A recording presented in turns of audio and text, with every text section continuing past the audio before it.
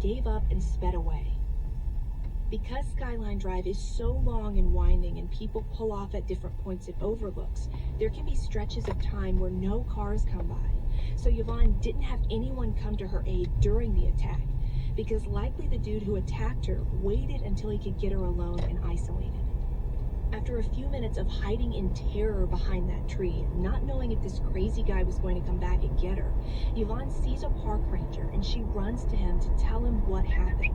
She described what the guy looked like and what kind of truck he was driving.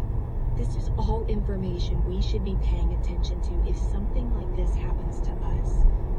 This ranger immediately gets on his cell phone to call in the suspect's vehicle and get out a description of the attacker. By the time the driver of the truck tried to exit the park, rangers were waiting for him and stopped him. Inside of his car, they found hand and leg restraints hidden underneath of his seats.